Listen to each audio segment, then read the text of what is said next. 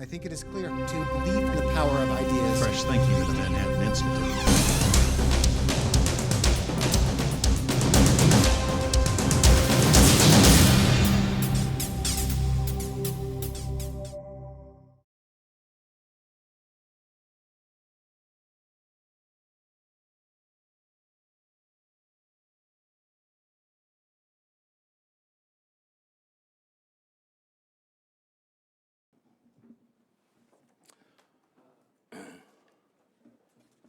So I'm going to talk to you today about this little 200-page white paperback, which is not great bedtime reading, but it's actually one of the more important documents about our schools, and it tells you a lot about how we spend the money in the schools, how we function.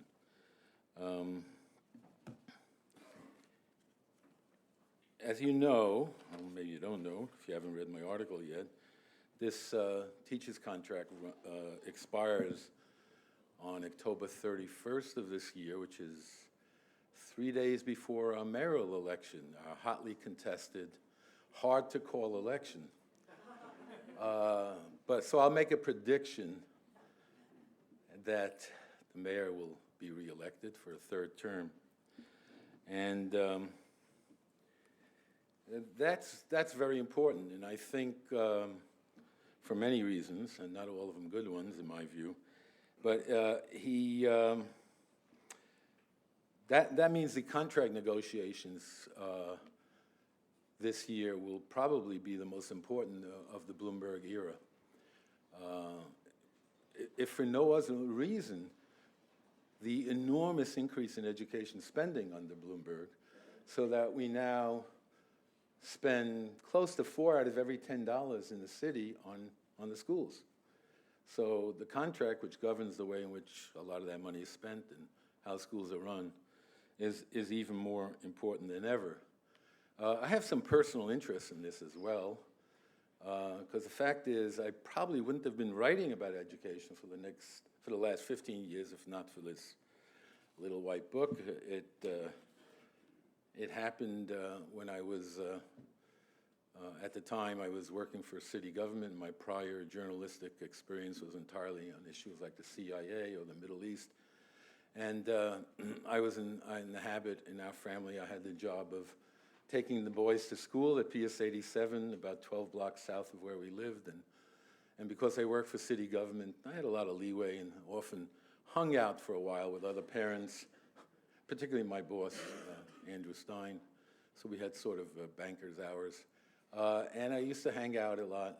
One day, early in September, in the middle of the 90s, I noticed this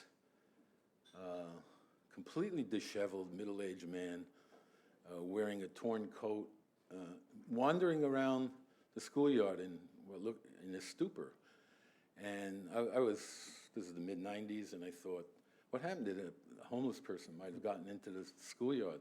And he was mingling with the kids, and I turned to one of the fellow parents, and I said, who's that guy? And she said, Saul, don't you know? That's Malcolm, one of our new teachers. I couldn't believe it. No, it's not possible. And since I had a good relationship, oh God, I pressed something. Will it work anyway? And I couldn't believe it, and I stormed off to see the principal.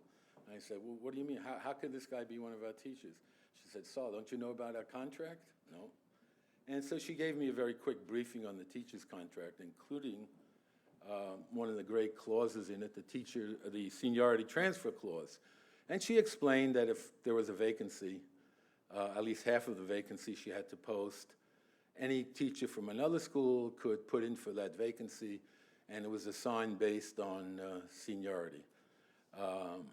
This guy's previous principal obviously wanted to get rid of him, so he gave him a satisfactory rating and urged him to transfer. Why not try PS 87, right near Zabar's? It's a wonderful neighborhood. And gave him a satisfactory rating, and we used to call this passing on the lemons. When I realized this, I sort of converted myself into, I guess, a contractologist. And I pursued this issue for about 6, 7 years, mostly in City Journal, but in the Post as well. and I ranted and raved about this terrible contract, which I often called the "we don't do windows" contract. And I even got to be a part-time advisor on the sly to the Giuliani administration, hopefully getting them to do something about these terrible contract work rules, which really tied up schools and made them less flexible. Alas, even Mayor Giuliani couldn't get anything done.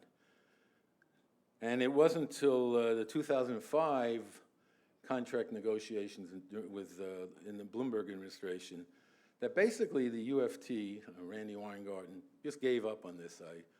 I like to think I had some effect. She sort of indicated to me that she realized that the seniority transfer plan, in any event, was sort of a little outdated in the 21st century. It was more like the way in which people got assigned in the longshoremen's hiring halls in the 1950s. So she gave up on the seniority transfer. That gives me some hope, that things can change. But we're, and I'm looking forward to this negotiation, but we're in a completely unusual situation under mayoral control. And the best way that I can illustrate this, I think, is to talk about a recent press conference about 10 days ago that the mayor had with Randi Weingarten at his side, in which he announced that future teachers now would pay a little more into their pension plan to save us some money on the pensions, in return for which the present teachers, all present teachers, actually got to get work 2 days less during the year. They didn't have to come in for 2 days prior to Labor Day. So particularly in this financial situation, now teachers this year have a 10.5 week vacation, which is pretty good if you can get it. But what was even more amazing was the way in which the mayor justified this. And he said the following, and I quote, he said, "The pension savings will help the city continue to increase education spending, which has nearly doubled over the last 7 years." Let me read it again for emphasis. "The pension savings will help the city continue to increase education spending, which has nearly doubled over the last 7 years." Now, EJ talked about some of the dysfunctional aspects of budgets in Albany, but I don't think even in Albany you have politicians who boast about doubling spending and vow to continue spending even more. This is one of the aspects of mayoral control, which shows, in my view, it's not quite as accountable as we thought. And of course, standing next to the mayor was Randi Weingarten, which and everything the mayor said was music to her ears. And one got the sense that just as in 2002, a deal was cut in exchange for the UFT supporting mayoral control. In 2002, the teachers got about a 43% increase. And now it's like selling the same rug twice. She now supported, she flip-flopped her position. Instead of calling for some modest changes in the mayoral control law, she flip-flopped, and now she's fully in favor of mayoral control reauthorization. And my guess is that a deal is already in the works to actually raise salaries in this awful situation. And if that's the case, it's a pretty sad commentary, again, about the accountability aspects of mayoral control. Still, I have some hope, and I would hope that both the mayor and the head of the union realize they do have some civic responsibility, some responsibility for making up for this profligacy that's seen education spending go completely out of control, and in my view, with very, very little in return in terms of student learning.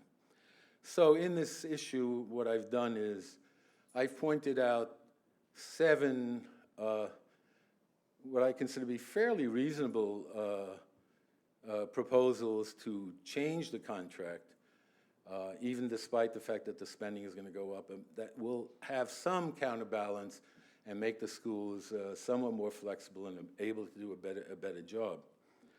And the first of these that really gets to the heart of the problem of this 200-page book full of the most insane work rules is to try a shorter contract. Joel Klein put out an 8-page contract in 2004. I read it at the time. I thought it was pretty reasonable. It maintained most of the basic protections for teachers, maintained salary and benefits. There was no threat to that. But it cut way down on all these crazy work rules. I mean, for example, there's one rule that, God forbid, a principal can't ask the staff, even in a very small school, listen, why don't we meet once a week? Have a meeting, discuss what's going on. Everyone get a sandwich and come, you know, the way people often do in various institutions. And of course, that's against the contract. God forbid you should do that. That's only one staff meeting a month. So the chancellor proposed a shorter contract that would eliminate some of these. Of course, he couldn't get anywhere. Unfortunately, Chancellor Klein doesn't have the greatest bedside manner, and he had completely lost the trust of the teachers, so it went nowhere. So what I propose is both the union and the city should sort of, or the chancellor should sort of back away, get out of the way. And I propose the following. Let principals on their own in schools make an offer to the teachers in their school. Make an offer, come up with some sort of shorter contract, and convince the teachers that they'll be more flexible, they'll do a better job.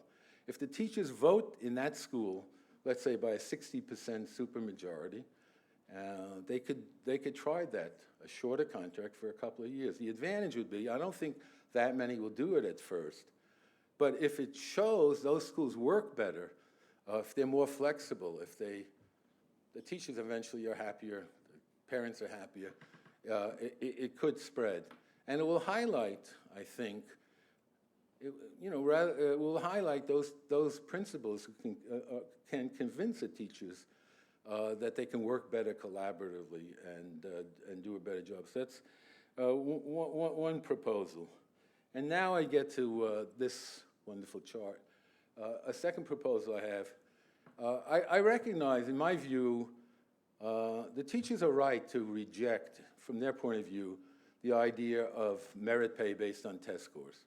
Because I don't think the test scores are very accurate. I think they're inflated. They're just not a good measure of student learning. And they have a legitimate objection to merit pay. But at least we could do something about the current pay system, which is the most irrational. I can't imagine anywhere anything so crazy. And what you see there is a teacher salary schedule. So on the vertical line, you see each year, 1A is the first year, first semester, 1B, second semester, all the way down various increases without any rhyme or reason. $1,000 from 4B to 5A, something like $700 up in 6th year. And then we get to the 10th year, you get a $4,000 raise at 10 years, and then a $2,000 raise at 13 years, and a $4,000 raise at 15 years, and only a $1,000 raise at 18 years, and huge increase, $9,000 at 20 years, and even another one at 22 years. And across the horizontal axis, you have higher pay for various supposed accomplishments, which are, most of them, not really accomplishments at all. It makes sense, obviously, to give a certain amount for a BA and more for an MA, but there are all these things in between. And after an MA, you can get more money by accumulating 30 credits beyond the MA. But the credits are completely meaningless and not necessarily related to what teachers actually teach. A lot of the credits can be accumulated in the equivalent of online courses, or you can get them on cruise ships, you can get them from the UFT. They mean very little. And I've never met a single person in the union or in the administration who could say to me, explain that this method of doling out increases has any kind of rationality at all. It just makes absolutely no sense. And it's not going to happen in one country, but I propose that the union and the city sit down and figure out a more rational way, even without merit pay, to give out raises based on some accomplishments. So for example, after 8 years, we could tell the teachers, each 5 years you get a raise. But you're going to have to prove that you've done something in those 5 years, that you've improved your teaching ability, that you've learned more, that you've taken some extra course. Oh, I'm almost out. And wow. Okay, so, and I would propose some changes as well. You can read it in making at least a second master's degree rather than any 30 credits. Then number 3, I propose get rid of these bonus pay boondoggles. My colleague Marcus Winters has shown, at least on one of them, there's been no indication that the teachers who get bonuses get higher results. I think they're a huge waste. I think it encourages cheating. I've written about this in City Journal, where there's a huge incentive to cheat to get these rather substantial raises.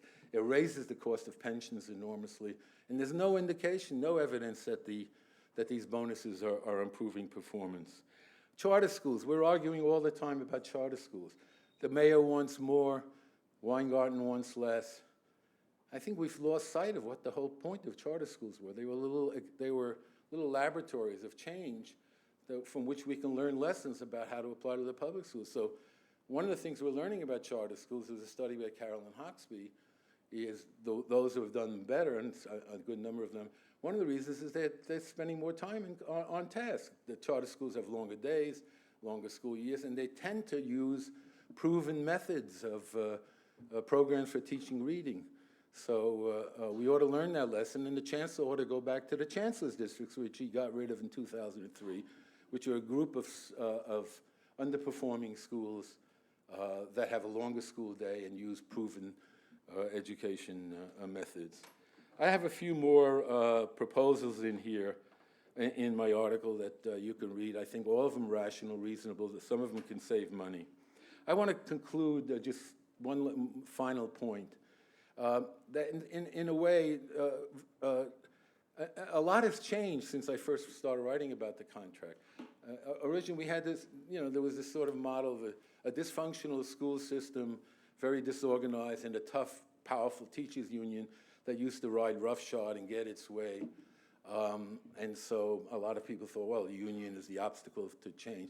We have a completely new situation, as this press conference I alluded to. Both the DOE and the mayor's office and the UFT are in ways that supporters of both would not normally recognize, are kind of mirror images of each other. The union has gotten incredible amounts of money because of these raises, because when they got 43% raise for the teachers, that meant a 43% increase in dues.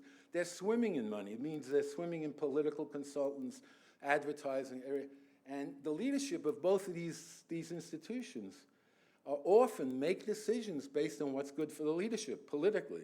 I mean, the mayor is boosting his reforms because he's running for mayor again, or running for president, or who knows what's next, running for world philosopher king. So he has to have a series of great reforms that often turn out to be nothing. I suggest, and Rainey Weingarten also has become a politician with consultants. She ran for the Senate. She was a serious candidate for the Senate. She sees herself having a national reputation. Both sides are losing sight of what this is all about, to try to make schools better. So to go to the cliche that both sides use, let's support the interests of the kids against the interests of the adults. And when I say adults, I mean both, not just the teachers, but teacher union leaders and chancellors and mayors. That what counts is not their political interests, but the interests of the kids. Thank you.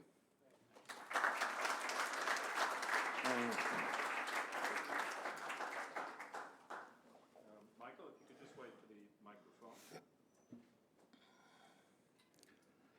Michael Myers, New York. Hi, Michael. New York Civil Rights Coalition. Saul, you laid out a heck of a case for not optimism but pessimism. Yes. Because you say that you say there's inflated test scores. At a time, Mayor Bloomberg and Chancellor Klein are applauding these test scores. You say there's a 10.5-week contract. 10.5-week vacation for teachers. 200-page contract.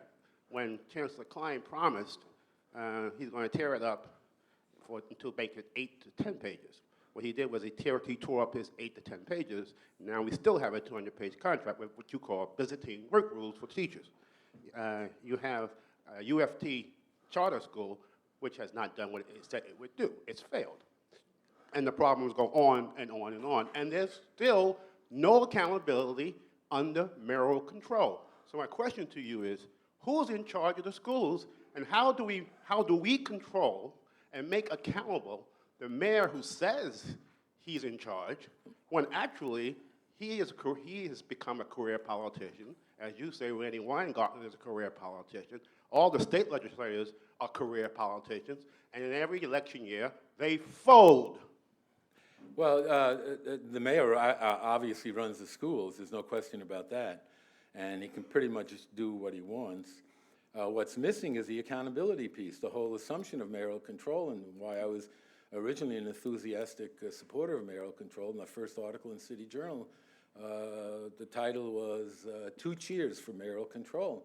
And unfortunately, what I didn't see, and what unfortunately a lot of other people didn't see, is the extent to which giving the mayor control of the schools also gave him control, enabled him to use the schools as a political platform, to use the schools to use inflated test scores to make a national reputation. The answer for that is, as early as 3 years ago, I called for the one essential, I'm not for going back to the old Board of Education, and I think for better or worse, we ought to continue with some form of mayoral control. We need some more checks and balances, but most of all, we need an accountability, a real accountability agency, something like the GAO does for the federal government, where the public can go to and get reliable data about how the schools are performing, so that the mayor and the chancellor and the president of the union as well, who stands by their side at all press conferences now, cheering on the great test scores, because that's the vehicle to higher salaries. But we need an agency that will tell the truth about what the test scores reveal, what they don't reveal, something. We need to have as much confidence in data about the education system as we do about unemployment figures on the federal level that we get from the Labor Department. Nobody questions that. It's understood. It's the civic responsibility. It's of the Labor Department to put out accurate unemployment data. We can argue about it, but we don't disagree about the employment data, and we're not. That's the bedrock. That's the big change that I would want. There has been some movement in that direction under the Assembly legislation.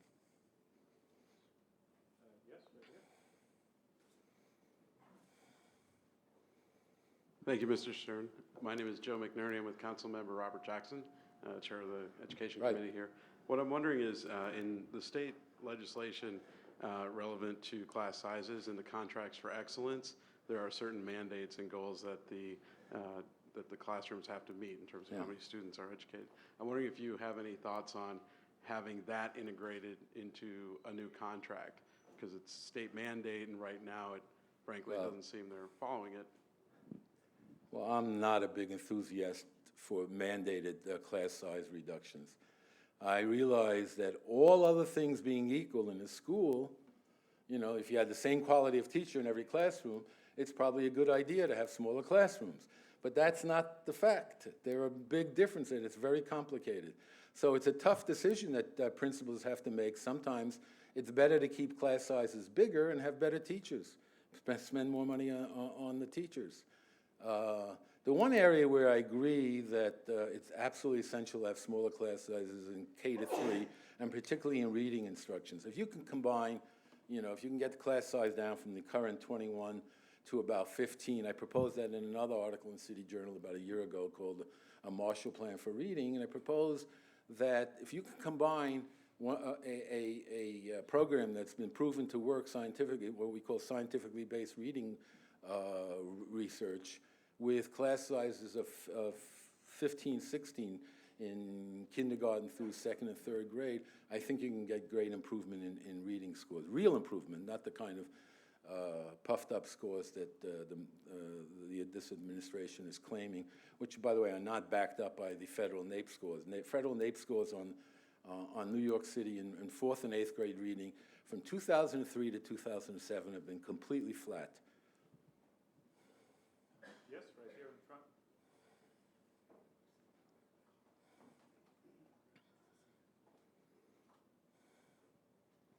I'm Carl Anderson. I'm a psychiatrist specializing in children and teenagers. And my question is what your opinion is of moves by parents to have litigation to have special programs paid for their children with certain types of learning disabilities, psychiatric problems, saying that the school is not providing an adequate education based upon federal laws.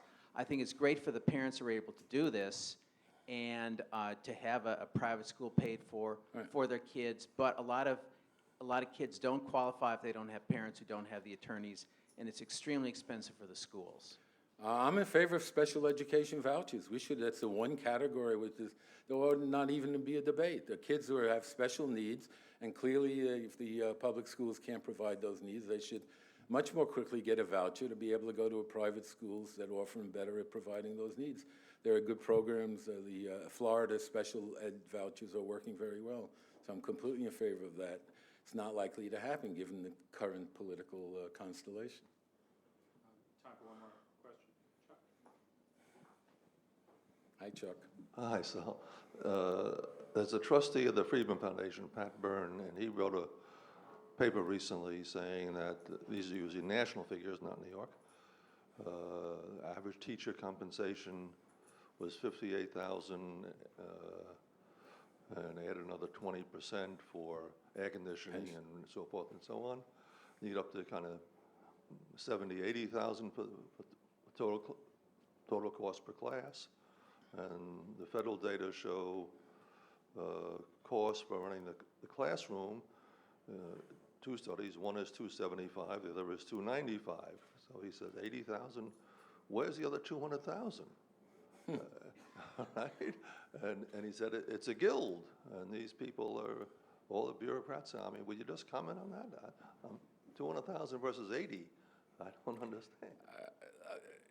I can give you even more shocking statistic. When the UFT got organized in the early 60s, and by the way, I think it was legitimate to have a teachers union because teachers were treated rather brutally under this old system. You know, if you women who got pregnant were immediately forced out of the classroom. You know, if you were you couldn't have, if you were male, you couldn't have a mustache and teach in the school. So we needed a union for protection of some basic rights. When the union got organized, there were we had 1.1 million kids in the system, and we had 39 to 40,000 teachers. We now have close to 80,000 teachers, and we have less than 1.1 million kids. We're down to just about a million. So figure it out. There's many, many more teachers. A lot of them are not. There are many more things. A lot of them are not teaching. We need a real accountability system to figure out. One of the items that I didn't get to, that I think one of the most absurd aspects of the contract, I always believed it, I still believe it, is that there's no provision in this labor contract for evaluating productivity of the most important people in the system. I mean, teaching is a labor-intensive job. You know, is it the Woody Allen story or something? 9/10 of everything is showing up. Well, with teaching, 9/10 of it is just being there with the kids, putting in a lot of effort. I know my wife is a teacher, and I don't see her usually from September to June. I'm just joking, but in the contract we have no way of measuring productivity, believe it or not, in a labor contract. What the contract says about teacher hours, there's a section here, I actually sort of pulled it out, just one second, and it says, there's a section, Article 6, it says hours. And all it says is that the school day is 6 hours and 20 minutes. The school day for the kids is 6 hours and 20 minutes. Then no one can reasonably believe that's a good work day for teachers, because it's a 180-day school year. So you multiply 180 times 6 hours and 20 minutes minus the lunch hour, and I figured out it's about a little under 1,100 hours a year. Top teachers getting $100,000. Well, teachers literally worked that 1,100 hours. It would be about $90 an hour. So I think Wall Street law firms a lot of the associates would leave for that kind of salary. But obviously that's not the case. Many teachers work twice as much. But we have no measure. A principal in their evaluation can't say, at least note to put some pressure on. Wait a minute, we have a couple of teachers here who are literally out the door with the kids. They're practically, there's a cartoon in the wonderful cartoon with the teachers trampling the students as they go out at 3 o'clock. It's hyperbole because many teachers do work, and that's one of the sad things about it. That the teachers who do put in that kind of effort are not recognized, and the teachers who are basically freeloaders, there are no consequences. So something to work on. And it's one of the items that I discuss. It shouldn't be beyond the ability of two rational human beings, Joel Klein and Randy Weingarten, to say, hey, we need a measure of productivity for these workers. Thank you very much, Sal. Thank you. I think it is clear how fortunate we are to believe in the power of ideas. Supply the common sense and the fresh thinking of the Manhattan Institute.